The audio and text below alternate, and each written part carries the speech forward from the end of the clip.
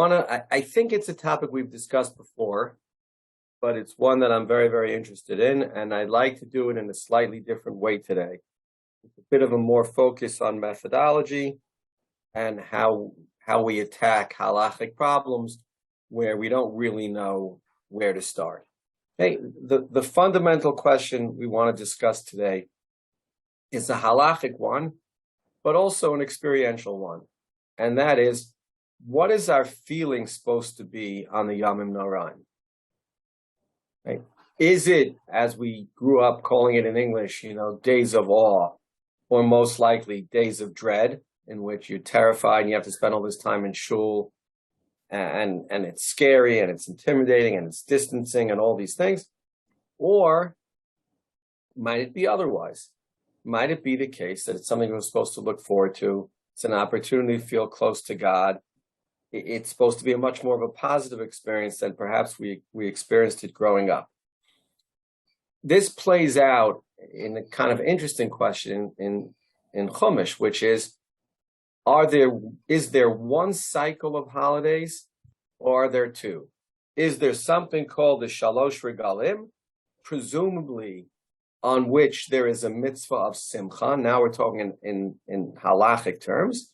And then some other mini cycle of Rosh Hashanah Yom Kippur, which clearly stands on its own and would not have a mitzvah of Simcha because it's completely different. Or could we argue, as I think seems to be the simplest reading of Parshas Emor, no, there is one cycle of holidays in the Torah that starts with Pesach, moves on to Shavuos, moves on to Rosh Hashanah, then Yom Kippur, then Sukkos. There's one holiday of 5.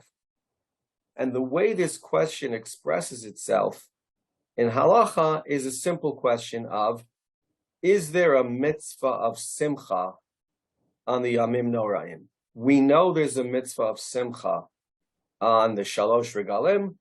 Does that mitzvah extend to Rosh Hashanah Yom Kippur?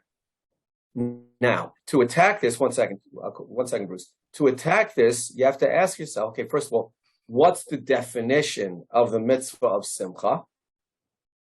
Right? Can we figure something out from that approach? And the other is, what's the nafkamina? Meaning, what other halachos would be implicated? This is how Talmidei Chacham do it. I'm not, but I read. Right? You want to ask yourself the question, is there a mitzvah of Simcha on Rosh Hashanah Yom Kippur? How do you attack that question? So obviously you look in sources. Let's assume that the sources are unclear. So how do you go about doing it? So one of the ways you go about doing it methodologically is by asking, well, what are the halachic implications? How could I tell if there's a mitzvah of Simcha on Rosh Hashanah Yom Kippur? So let me ask you this, before we start even, can you think of halachos that would be implicated by this question? Halacha l'maisa, something we would daven in shul, some other way we might behave. Anybody want to take a guess at where we could start this analysis? We dance on Yom Kippur. Huh? We dance in shul on Yom Kippur. Okay, but that's kind of moved away from the halachic question and more become like a question of behavior. What are black and white halachos? When I say it, you'll know this in a second. I was thinking like halal. Okay, Bruce says halal. That's a real one. That's a good one, right? We what are you going to do? We say halal on the Shalosh Regalim. We do not say halal on Rosh Hashanah Yom Kippur. That seems to push in favor of saying that the mitzvah of Simcha does not apply on Rosh Hashanah Yom Kippur. It's obviously not dispositive. There could be all other reasons, as we'll see. But there's another. I thought that we call it Shalosh Regalim demarcates two separate entities. Okay, but that's an observation. What's a halacha? It's something you don't want to ever have to deal with. Good, excellent, Avi. What about this question? It's as simple as this. If I'm, God forbid, in the middle of sitting Shiva and Pesach starts, my Shiva is over. Same for Sukkos. Same for Shavuos. What's the din with respect to Rosh Hashanah Yom Kippur? Wouldn't that be the answer to our question? If Rosh Hashanah and Yom Kippur interrupt Avelut, then presumably, and also what's better about this is presumably it's the simcha aspect of a holiday that cancels Avelut, right? Because you can't have both together. So that could be, and that's a big part of the discussion of whether simcha applies on Rosh Hashanah Yom Kippur or not. Again, we'll do the halachic one, but in the end, I think it also becomes experiential. It also impacts on how we're supposed to feel on Rosh Hashanah and Yom Kippur. But let's start at the beginning. I should have a sheet.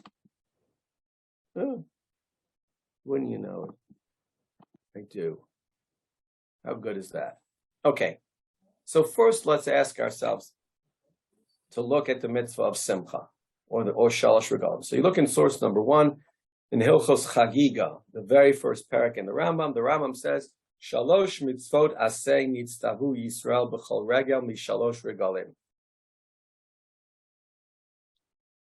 There are 3 mitzvot aseh that apply on each of the Shalosh Regalim. What are they?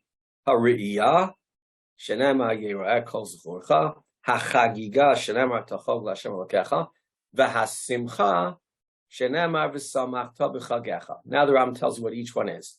Ha'ri'iyah ha'amura b'Torah, hi shenireh panav ba'azara b'yom tov harishon shel chag v'yavi'imo karban olah. The mitzvah of ri'iyah is exactly as it sounds. You have to appear in the Beis Hamikdash on the Shalosh Regalim with the Karban Olah. HaChagiga, what's that mitzvah? Hi sheyakriv shlamim b'yom tov harishon shel chag v'ba'ol le'eraot. When you come, you don't just show up, but you show up with the Karban Chagiga. V'hasimcha ha'amura b'regalim hi sheyakriv shlamim yeter al shalmei chagiga. You're an extra karbanot that have to be brought on the Shalosh Regalim, and that's called the Mitzvah of Simcha. Based on this Rambam, what do we think? Is there a Mitzvah of Simcha on the Yamim Noraim?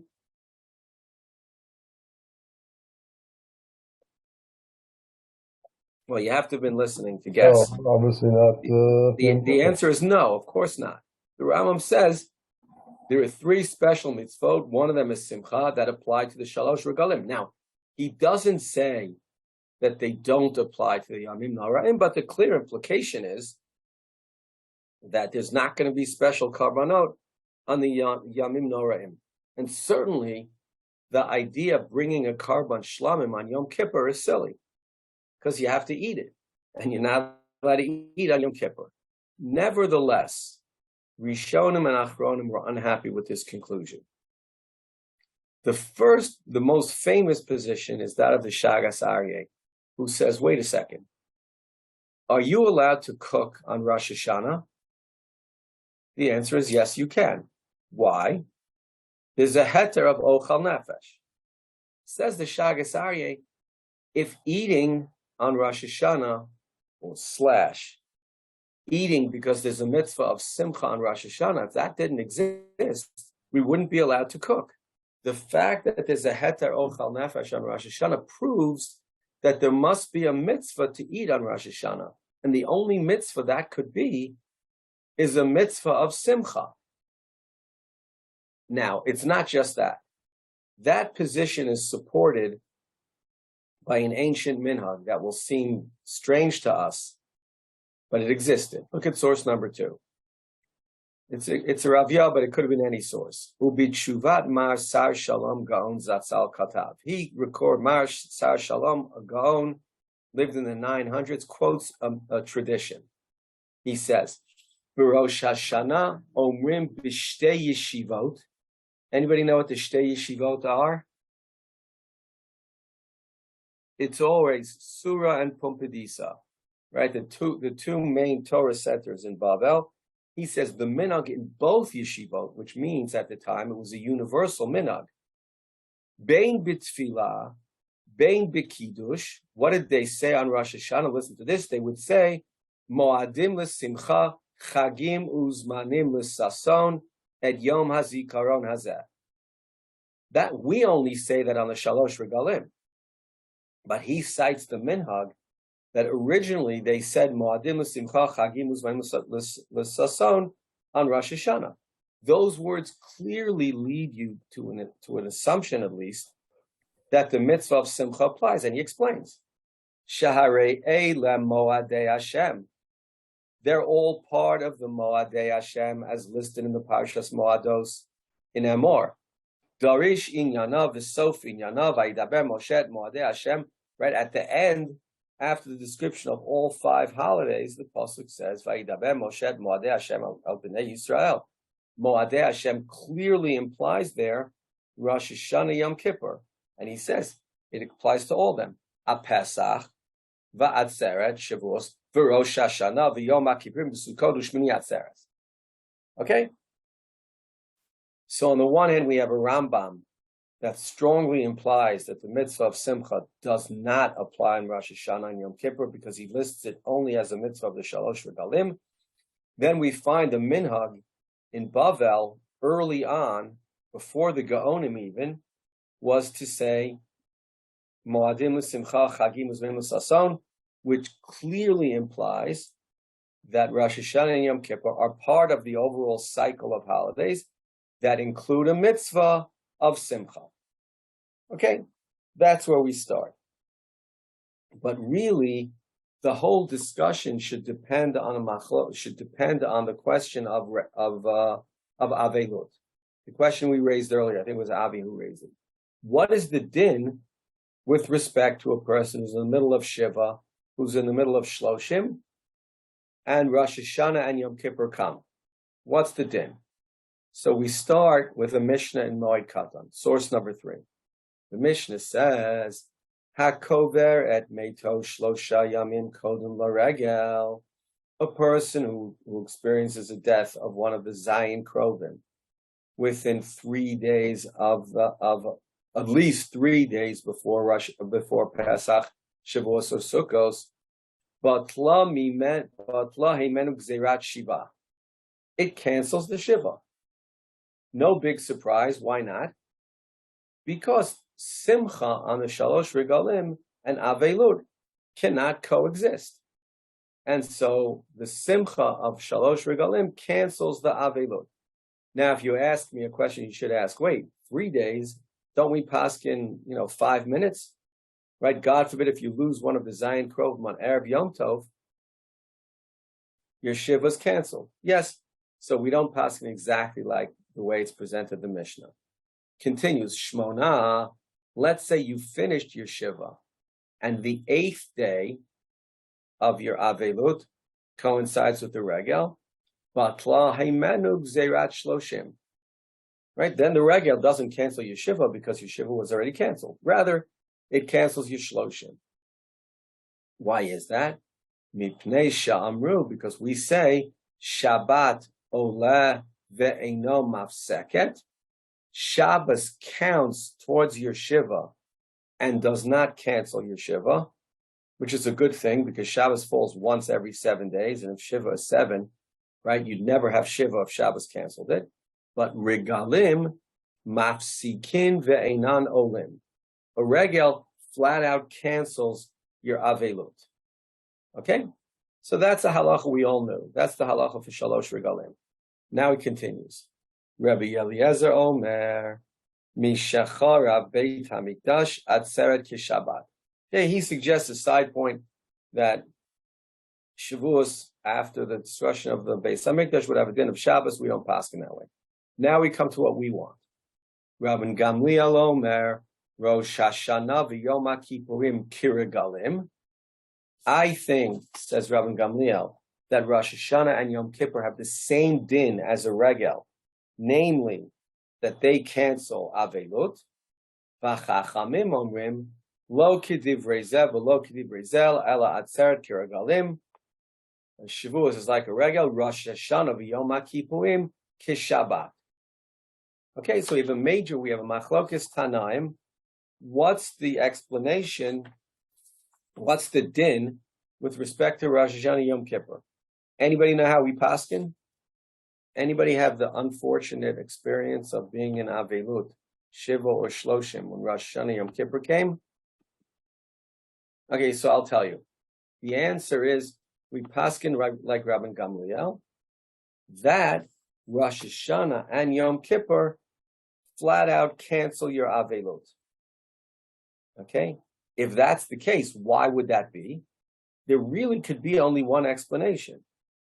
The one explanation is that Rosh Hashanah and Yom Kippur have a din of Simcha, and Simcha is Doche Avelut. So just like there's a din of Simcha on the Shalosh Regalim, it appears from this Mishnah that there is a din of Simcha on Rosh Hashanah Yom Kippur. Therefore, Rosh Hashanah and Yom Kippur cancel any Avelut that you may be experiencing at the time. I have a question. Okay. Okay, on Rosh Hashanah, we eat and do everything else, so no problem. But on the Yom Kippur, we fast all the time. So why do we have any kind of simcha? Okay, excellent question. Excellent question. Let me try to deal with it as we go ahead. Irving's question is a good one. I understand at Rosh Hashanah, I sit at a big table, I make kiddush, I have a fancy meal. That seems consistent with Simcha, but how could you possibly argue that there's Simcha on Yom Kippur? It's a very, very strong question. It's made stronger when you ask yourself, and you go back to the Rambam, which is, what is the mitzvah of Simcha? So the answer for the Rambam seems to be bringing karbanot and eating them. That's the definition of Simcha, which certainly doesn't apply on Yom Kippur, but probably doesn't apply on Rosh Hashanah either. Right? There's a definition of the mitzvah that doesn't seem to be applicable to Rosh Hashanah and Yom Kippur. How could it be that Rosh Hashanah and Yom Kippur have a din of Simcha, but you can't do the mitzvah? The mitzvah is bringing karbanot. So does everybody understand? Right, on the one hand, Avelut is canceled. Avelut is canceled by Rosh Hashanah and Yom Kippur, presumably because there's a mitzvah of Simcha on Rosh Hashanah and Yom Kippur.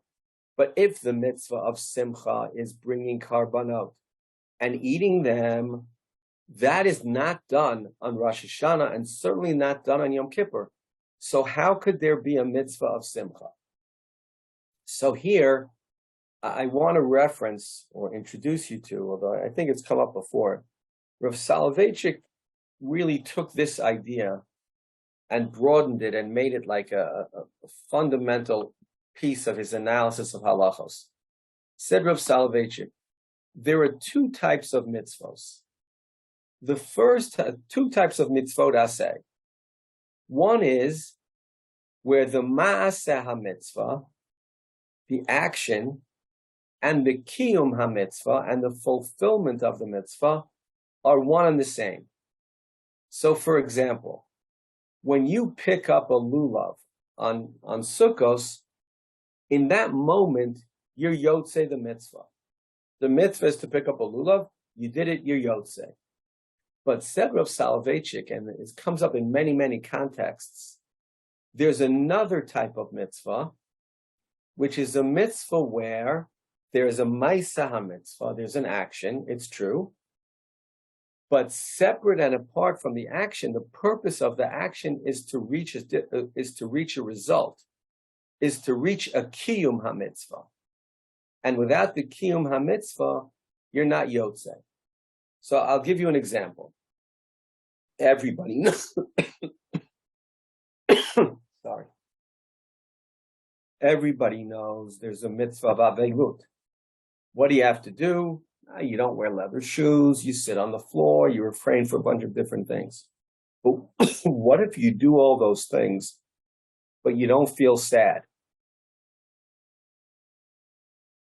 Right? What if you do all those things, but it doesn't contribute to a feeling of loss? Said Rav Soloveitchik, if that's the case, you are not yotzei the mitzvah. The mitzvah looks like it's all these different actions, but it's not really the action. The mitzvah is the feeling. If you don't have the feeling, you aren't yotzei the mitzvah.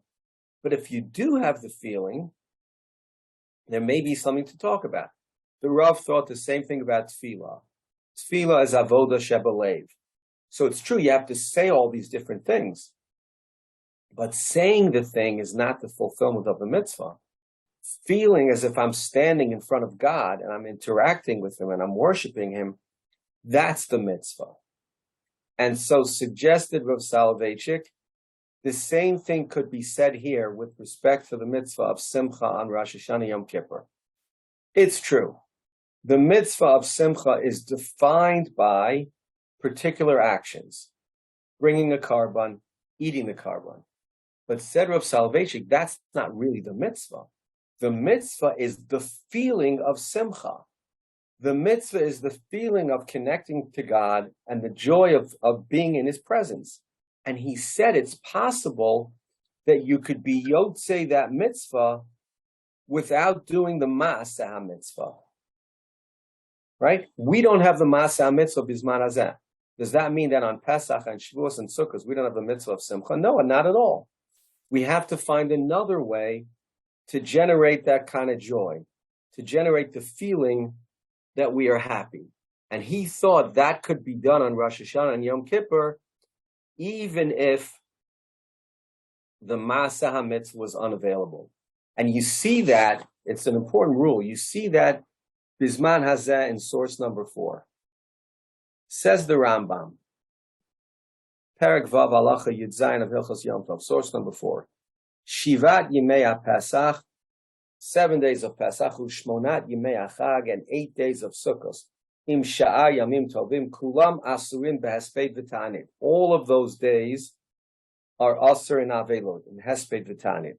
V'chayav Adam Lihiyot Bohen Sameach V'Tov Leiv. On the contrary, a person is supposed to be happy on those days. Who, not just him, who ubanav v'ishto uvnei beito v'chol hanilvim alav. It's an interesting description. Says the Rambam,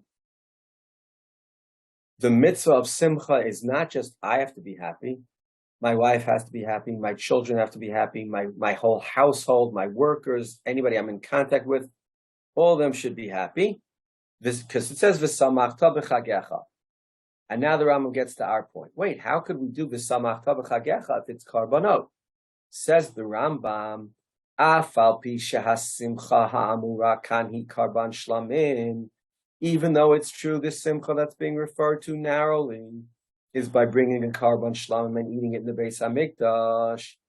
Yesh bichlal otas simcha lismoach hu ubanav uvnei beito kol achad ve'achad kira'ulo. Included, it's true, the action is bringing a karban, but included in the action is the result.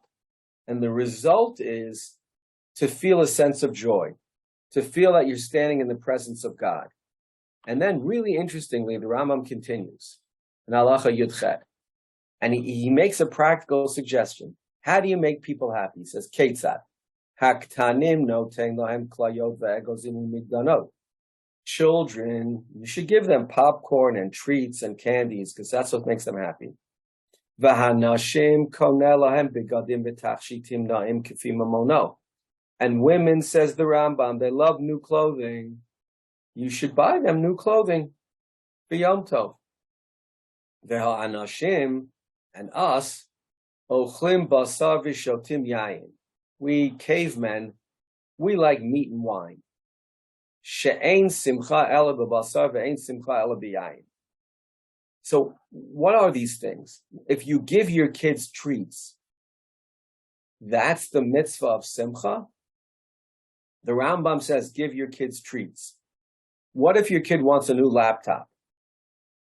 And he's begging you for a new laptop. You know that that's what he wants. Do you say to him, listen, I appreciate the fact that you want a new laptop, but the Rambam says I have to give you popcorn.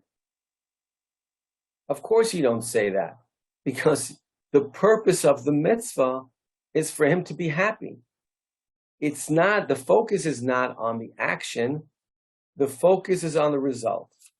And so according to the Rav, there could be a mitzvah of Simcha Bizman Hazeh on Rosh Hashanah and Yom Kippur, just like on the Regalim. Why? Because even on the Regalim, we're not really doing the Ma'aseh HaMitzvah. On the Regalim, we're trying to be happy. We're finding other ways to be happy. And why can't we find other ways to be happy on Rosh Hashanah and Yom Kippur as well? Okay?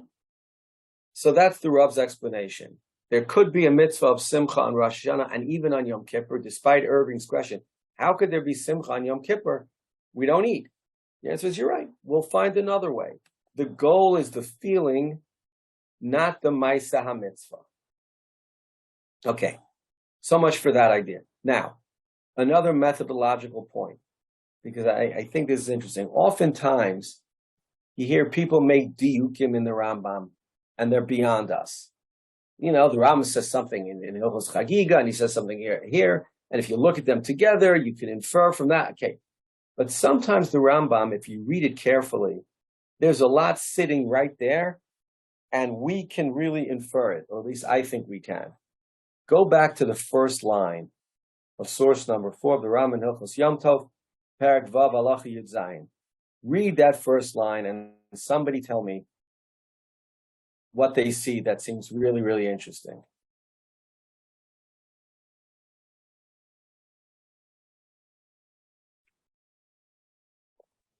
Yamim Tovim. Excellent. Excellent. Speaking of Avilut, Danny is still in Aninut, obviously, till the queen is buried. I don't even know how he could be learning Torah right now, but okay. Yeah, exactly. Just 1 week ago, you had some choice words to say about her. And I want to let you know, I feel terrible. Yeah, you should. I think you just opened your mouth at the wrong time. Okay, you could, when you go to the Levaya, if you could just mention to Charles how bad I feel. Yeah, I will. Okay, good. But, they said they feel sorry for the guy who has to cover all the mirrors at the palace. That's not a bad joke. You Brits. I don't know why people say you don't have a sense of humor. Okay, anyway. Danny's right. What does the Rambam say? He's describing the days in which is a mitzvah of Simcha. And he says, Shivat Yimei HaPesach, 7 days of Pesach, Ushmonat Yimei HaChag, and the 8 days of Sukkot, Im Sha'ar Yamim Tovim,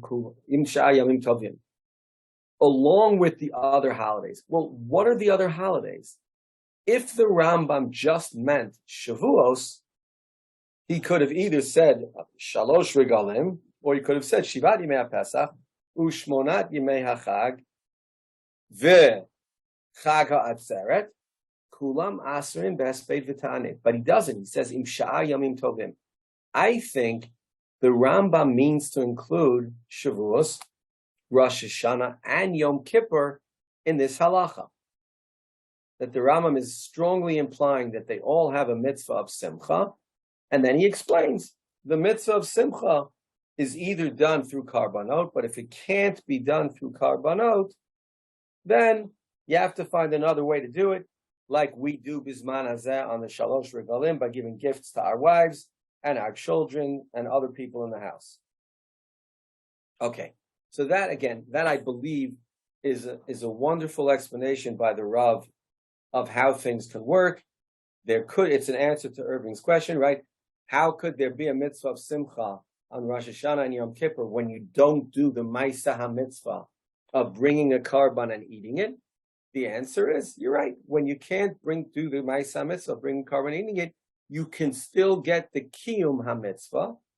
You can still get the feeling of Simcha by finding another way to do it. Okay, how do you do that? Okay, that's a whole discussion. I'll just while we're at it, I'll tell you a story. I think I've told it to you before, but it's really an amazing story. The Rav told a story. There was one, they used to call him the Frummer Rothschild. There was one Rothschild who was, observant. And the story goes, I don't think it was the Rav himself, maybe it was his father. He was at the Rothschild for Yom Kippur for some purpose. Okay, they spend the night in shul, they come home, they go to sleep. They spend the next day in shul, it's serious davening. He says after Musaf, everybody goes home for the break, and he's a guest at their home. So he goes home for a break also, because that's what the people are doing. He says he's shocked. They walk into the house, obviously it's a spectacular house, and the dining room table is set. And not only is the dining room table set, everybody goes in and like stands at their place on Yom Kippur in the dining room. And more than that, he says, Mr. Rothschild takes like a beautiful crystal decanter of wine and pours the wine in his becher. And he's like astounded, what's going on? And he picks up the becher and he says, God, today's the holiest day of the year. And we feel so privileged that we're in your presence on this day and that we're getting a chance to be forgiven. We want to have a meal and we want to make Kiddush and we want to feel joyous and celebrated. But what can we do? You told us we have to fast on Yom Kippur. So rather than eating and making Kiddush now, we're going to go back to shul. And he puts down the becher and they all go back to shul.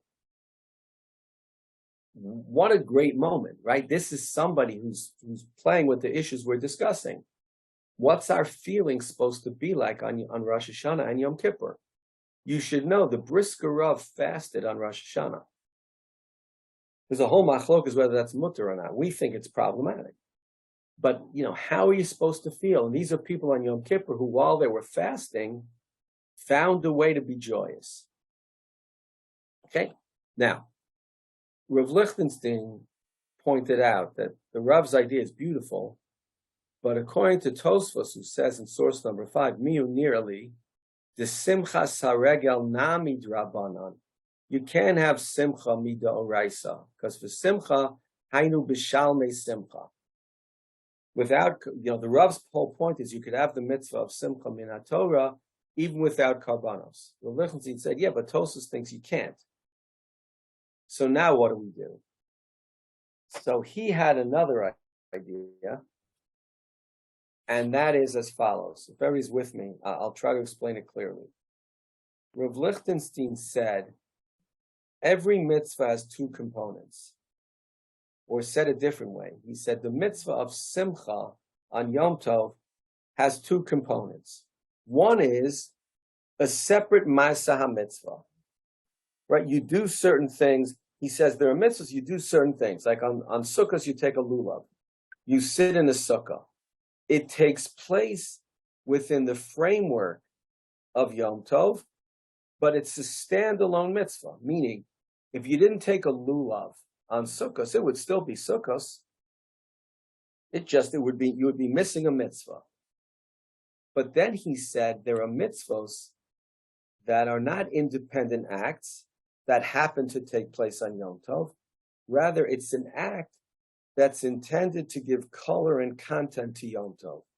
Like, for example, if you didn't observe an Isser Malacha on Shabbos, if you got in a car and you drove and you went to work and all these things, it wouldn't just be a technical problem, right? It would undermine the essence of Shabbos, right? If you go to work on Shabbos, it's not like a technicality. You're undermining the essence of the day. Okay? So he says eating and drinking on Yom Tov, wearing special clothing contribute to the essence of the day. So he suggested that while the narrow mitzvah of Simcha on Yom Tov might not apply, because you can't, certainly on Yom Kippur, you can't eat meat, you can't drink wine, you can't bring karbanot, but the feeling of Simcha could apply separately. It may not require a separate act. How would this play out? How should we feel on Rosh Hashanah and Yom Kippur? So here we come to a point Bruce mentioned earlier. Look at source number 6, a very, very famous Gemara in Rosh Hashanah, Lamed Beis, Amud Beis. Says the Gemara, Amar Rabbi Avohu, Im Amru Malachei Asharis Lifnei HaKadosh Baruch Hu. The Malachim said to God, Ribbono Shel Olam, Mipnei ma ein Yisrael omrim shira lefanecha b'Rosh Hashanah v'Yom HaKippurim. Wait, why don't the Jewish people say Hallel on Rosh Hashanah and Yom Kippur? Presumably, the question is based on an assumption that we should be happy on Rosh Hashanah and Yom Kippur, and the Malachim are surprised. If we're supposed to be happy, why aren't we saying Hallel? Amar Lohem, God responds, Efshar Melech Yoshev al Kisei Din. Is it possible that a king is sitting on the throne of judgment? V'sifrei Chayim, v'sifrei Meisim Psuchim L'fanav, and the open book of those who will live and those who will die, the book of judgment is open in front of him. V'Yisrael Omrim Shira, and the Jewish people use that time to sing praises to God, to say Hallel. That seems inappropriate. Now, the question is, how do we read this Gemara? The question is clearly based on the assumption that there's some kind of element of Simcha on Rosh Hashanah and Yom Kippur. What's the answer? God answers, could it be that I'm judging the Jewish people and they're going to say Hallel to me? How do we understand that answer? Okay, I'll take a shot at it. There are two possible ways of looking at the answer. One is, well, you thought there's a mitzvah of Simcha on Rosh Hashanah Yom Kippur and we should say Hallel. The answer is there isn't. Your assumption was wrong. But that's not what I think it is. I think the answer is, your assumption is correct. There is a mitzvah of Simcha. There is joy on Rosh Hashanah and Yom Kippur. So why don't we say Hallel? Says God, that's a technicality. It's inappropriate to praise a judge. It's like bribing him. It's inappropriate to praise a judge when he's judging you. But otherwise, we would do it. So I think you get a sense here in the Gemara that saying Hallel would be appropriate on Rosh Hashanah and Yom Kippur if it wasn't for a technicality. The technicality is that we're being judged. But otherwise, there is a sense of joy on those days. What does the Rambam think? Other sources, and a great, great deal. Look at source number 7. First, in the Perush HaMishnayos, the Rambam seems very clear. He says, Uvishat HaHalel, Lefi she'ein korin Halel, lo b'Rosh Hashanah v'lo b'Yom HaKippurim. Says you don't say Hallel on the high holy days. Why not? Says the Rambam, Lefi she'ein yimei tefillah v'hachna'a lifnei Hashem. They are days of prayer and supplication in front of God, v'yira mimenu, and fear of Him, v'nisa elav u'tshuva u'tchina u'vakashat mechila. Says the Rambam, there's a lot going on. It's a terrifying day. Ve'ein ra'ui b'matzavim ka'ela lismach v'lasis. Says the Rambam, it's simply inappropriate on a day like Rosh Hashanah and Yom Kippur to be joyous. There's nothing to be joyous about. It's terrifying. We're being judged by God. Okay, so if this is the Rambam Shita, why am I spending so much time trying to convince you that the Rambam might believe there's a mitzvah of Simcha on Rosh Hashanah and Yom Kippur? So the answer is because it appears that the Rambam changed his mind. It happens sometimes. Here you have the Rambam in the Perush HaMishnayot. If the Rambam wrote the Perush HaMishnayot, probably around the age of 30. The Yad HaChazakah came much later. And generally speaking, people say, when you find an inconsistency between the Rambam in the Perush HaMishnayos and the Rambam in the Yad HaChazakah, the later position of the Rambam governs. So what does the Rambam say in the Yad HaChazakah about this issue of Simcha, or the issue of Hallel on Rosh Hashanah and Yom Kippur? So here, once again, you have to make a diuk, but it's sitting right there and everybody has to do it. It's one word. Says the Rambam. V'lo Hallel shel Chanukah bilvad hu shemi divrei sofrim. It's not just saying Hallel on Chanukah, that's a drabanan. Ela kriyat ha'halel la'olam midivrei sofrim b'chol hayamim shegomrim bohem et ha'halel. That's not our issue, but it's interesting. The Rambam says Hallel is always a drabanan. The Rambam also only recognizes Hallel Shalem. We Ashkenazim have this Chatzi Hallel, which we say on certain days, including Rosh Chodesh. The Rambam never heard of such a thing. The Rambam never believed in such a thing. The Rambam never heard of a bracha called Likro et HaHallel. The Rambam had only one bracha, And that's ligmor et hallel. So the Rambam says, okay, you say Hallel on happy days. Now comes Aval, everybody there in 8-second line. Rosh Hashanah v'Yom Kippurim ein bohen Hallel lefi shehen yemei teshuvah v'yira v'fachad lo yemei simcha yitera. Says the Rambam on Rosh Hashanah and Yom Kippur, you don't say Hallel because they are days of repentance and fear and awe, and they are not days of excessive joy. Somebody make a deal. Somebody point out to me the word that doesn't belong in the text of the Rambam. Excessive joy in them. Yetera. That's exactly right. What the Rambam needed to say in the last line is, they're days of Yira v'Fachad lo yemei simcha. They're not days of joy. But that's not what the Rambam says. The Rambam says, lo yemei simcha yetera. They're not days of excessive joy. What's the Rambam saying? They may not be exactly like Pesach and Shavuos and Sukkos, which perhaps can be described as days of simcha yetera, right? They're excessive joy. The Rambam is saying it's a tension. You're right. On the one hand, there's supposed to be a feeling of joy on Rosh Hashanah and Yom Kippur. It just has to be tempered by the fact that we're being judged. On the one hand, we get to stand in front of God. On the other hand, He's judging us. And I think, somehow we have to do better at generating that feeling. Both feelings at the same time, both a feeling of fear, a feeling of things are really on the line here, but a feeling of I'm standing in front of God. God's not looking at all of Klal Yisrael. God's not looking at all the Jewish people. He's looking just at me.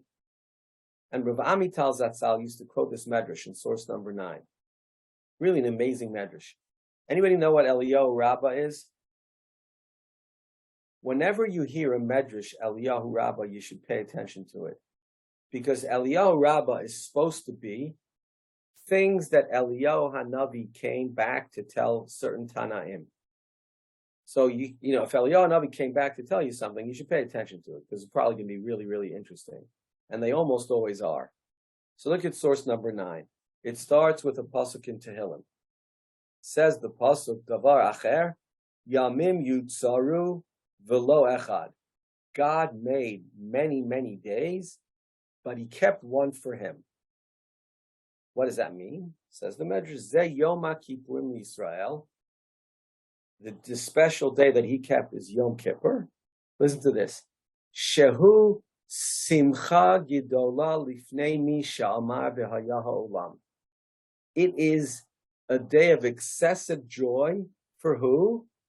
For God, for the Creator of the world. Shenitano Bi'ahava Rabba Yisrael. God gave Yom Kippur to us with great joy, with great happiness, with great love. What does this mean? Velozo bilvad. Listen to this. We think that this judging business, is so serious, and that if God finds us innocent, it's like He does it, grudgingly. Says Eliyahu Hanavi, no. Bisha'a shehu mochel la'avonotehem shel Yisrael. In the moment that God forgives us, ein mit'atzei bilvavo. It's not like He does it grudgingly. Somebody comes to you and they really, really did something wrong to you and they ask you to forgive them. So you're annoyed by what they did, but okay, you want to do the right thing, so you forgive them. It's not with a full heart, but you do it. Says Eliyahu Hanavi, no, when God forgives us, He is sameach simcha gidola. He's overjoyed to do it. And He brags. Va'omer lahem laharim v'ligvaot la'afikim v'ligayot. He says to nature, Bo'u v'simchu imi simcha gidola. Come celebrate with me a great, great joy. What's the great joy? She'ani mochel la'avonotehem shel Yisrael. The great joy is that I am forgiving the Jewish people. The Medrash says not just that Yom Kippur is a day of joy, it's the happiest day in the year for God, because God wants to forgive us. It's not like we force God to forgive us. He wants to. I often think, in jury trials, so the judge sits there the whole time, and the judge doesn't get to decide, but the judge is a human being. I assume the judge has strong feelings about the guilt or innocence of the defendant. Like, I always think some honest judge, when the jury comes back with the right verdict, he knows the guy's guilty or he knows the guy's innocent. I always thought, like, the judge just get up and start dancing. We find this guy innocent. The judge is like, woo, that's great. So you can't do that in a court, but God can do that. Says the Medrash, God can do that, and we should know that. And so, on the one hand, we want to be nervous. It's true, because everything's hanging in the balance. On the other hand, we want to feel the closeness of God. And somebody said this at the beginning about dancing. It's a strange thing, but it's true. The Mishnah in Tainis at the very end in source number 10 says, Amar of Shimon ben Gamliel, Lo hayu yamim tovim Yisrael.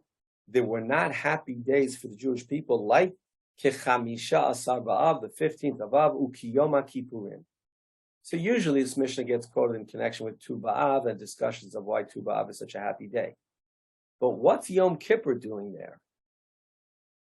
The Mishnah continues, Shebahen b'not Yisrael yotzot b'chli lavan she'ulin, right? The women, the single girls went out in borrowed white dresses, shelo levayesh et mi she'ein lo, so that a poor girl would not be embarrassed. Blah, blah, blah. And they, v'yotzim v'cholot b'kramim, and they dance in the vineyards. So first, off the topic, but it's fascinating. What do you realize from the fact that people went out to dance in the fields on Yom Kippur? What do you realize that's different about Yom Kippur in the time of the Beit HaMikdash and Yom Kippur in our time? And Simcha, with the whole attitude. No, but a different point. And once I say they had a shorter day than we do. They didn't stay in shul, till the sun went down. When the Lashon Shel Zehorit turned white in the Beit HaMikdash, if it was 2 PM, it was like, great, we're done. God has forgiven us. Now, of course, they had to keep fasting. But, the party started on Yom Kippur, right? The singing and dancing, it started on Yom Kippur. We never have that. We can't afford it because we don't know for sure. So we go hard till the very, very end of the day, till nightfall. But the first thing to realize is in the time of the Beit HaMikdash, when you knew for sure that God forgave us, the joy started, the happy part of the day started immediately. But the second part is simply what Bruce was going to say before I cut him off, which is, there was a joy on the day, right? The joy of God's forgiveness, the joy of the potential for God's forgiveness. Or the way I think of it, the joy of being in God's presence in a way that's impossible the rest of the year. When we say Shechiyanu right at the end of Kol Nidre on Yom Kippur night, you're supposed to feel a sense of joy. You're supposed to feel Shechiyanu v'kimon v'yon lazman hazeh, to this moment. What's going on at this moment? God is judging me, and I am so lucky, and I'm happy to be a person who's in God's presence, who feels God judging him, who relates to God not as some distant, terrifying God, but as somebody who I have an intimate relationship with, right? God is immanent. Sometimes God is transcendent, scary, distant, so far above us and so different from us. But on Yom Kippur, God is immanent. We feel his presence. It's like one-on-one. And that's something we're supposed to be grateful for. And that gets us to the very, very famous statement of Rabbi Akiva in a Mishnah in Yoma, where you get the sense that Rabbi Akiva wasn't scared of Yom Kippur. He was joy. He couldn't wait for Yom Kippur. Amar Rabbi Akiva, Ashreichem Yisrael, right? How lucky are we, the Jewish people? Lifnei mi atem mitarim mi mitar etchem, right?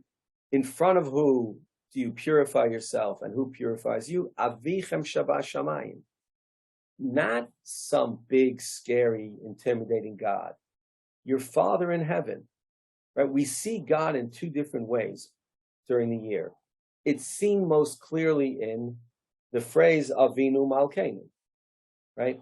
Avinu, our Father, that's imminent, that's close, that's somebody who's approachable. Malkeinu, that's a king. That's way above us. That's scary. Now, who knows what the king is going to be like? We do both. But on Yom Kippur, it sounds like it's Avinu Shabash Shamayim. Shenamar v'zorakti aleichem mayim tahorim utahartem. Right? God will sprinkle purifying water on us, and we will become purified. Va'omer mikveh Yisrael Hashem ma mikveh mitaret hatmeim af hakadosh baruch hu mitaret Yisrael. The encounter with God itself purifies us. Okay, so what did we do? We did halacha and we did machshava. We asked the question, right? What's the relationship between Rosh Hashanah and Yom Kippur and the Shalosh Regalim? We saw that within the prism of the Mitzvah of Simcha. Okay? And the question was, how do we understand that? Well, on the one hand, one question is, do we say Hallel? If we say Hallel as a Mitzvah of Simcha, perhaps. If we don't, we don't. But then we saw the possibility that we don't say Hallel for a technical reason. Right? The technical reason is God's judging us. What about Avelot? It turns out that Rosh Hashanah and Yom Kippur are Doche Avelot. That seems to push us in the direction of thinking that there is a mitzvah of Simcha on Rosh Hashanah and Yom Kippur. How do we work these things out? So maybe the easiest way to work it out is by returning to that Rambam that we saw, where the Rambam says, yes, they are days that are serious and scary. On the other hand, they have an element of simcha, but not simcha yitera. And more than anything, that line in the Rambam, I think, is the answer. There is simcha on the Yamim Noraim. There's not the simcha of karbanot, there's not the simcha of eating and drinking. There's the simcha of feeling God's presence, of feeling honored to be in God's presence, of feeling lucky to have a one-on-one relationship with God. But you're right, it has to be tempered by the fact that we're being judged. And therefore, our behavior has to walk a fine line. But we can do it. I think we're grown up enough and we're sophisticated enough to balance both the Yira element of the Yamim Noraim with the Simcha element of the Yamim Noraim. And I'm quite convinced that that's what the Rambam is getting at. He didn't have words to describe it, but he tried to walk a fine line by saying, there's an element of Simcha on the Yamim Noraim. And that's what the Rav was getting at, and that's what Rav Lichtenstein was getting at with his Lamdus. That's the idea for today. I hope I was able to describe it and explain it clearly. Arthur. Yeah, just a question that when you had mentioned the Baron de Rothschild story and this, I'm just thinking, when Yom Kippur comes out on Shabbat, why don't we make Shabbat early so we can do a Deraisa mitzvah, which is to make Kiddush, and after benching, so you have your Shabbos meal before the fast, and then you go into Yom Kippur. It's a great question. One of the problems is because you're supposed to make Yom Kippur early, right? Yom Kippur comes before the lighting candles Erev Yom Kippur is at an earlier time. Everybody makes early Yom Kippur because that's a limud from a pasuk in the Torah. You have to do it early. But the question of it is a better question that Achronim ask, and that is, when we make Shechianu, right? Why don't we make Kiddush in Shul, as some people have a minhag every Friday night, and have a kid drink it? What mostly happens in America, in most shuls, they make Kiddush, and some little kid drinks the wine. So people say, why don't we do that on Yom Kippur?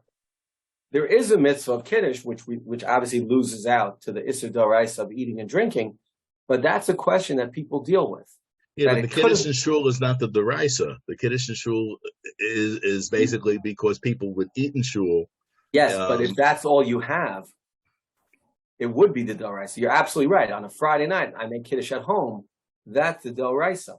But if I couldn't make Kiddush at home, then Shul would be the Doraisa. And, that's a big discussion. If you go to a bris on Tisha B'Av, they make Bar Priagafen and they give the wine to a little kid. Okay, but you're right. That's a tension that I don't know how to. Your suggestion doesn't work again because we make early Yom Kippur. I will tell you that there's a Rabbeinu Yonah who says we do have a meal on Yom Kippur. We do have a joyous meal on Yom Kippur. You know what it's called? The Su'udah HaMafseket. That's the Yom Tov meal.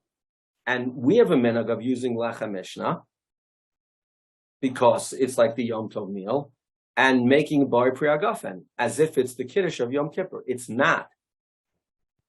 But it might be, but it can be. But it's exciting to think that, that's the balance. The balance is, I can't do it on Yom Kippur because what are you going to do? Yom Kippur is a scary day. But it's supposed to have elements of joy, and those elements of joy I try to do on Erev Yom Kippur at the Su'udah HaMafseket. Okay, everybody have a great, great week. Condolences to Danny and the rest of the British contingent. Hope that God brings you comfort, probably not through the new king, but maybe through other ways. All right. Thanks, Ellie. Ellie, next week will be the last week before the break for the holidays.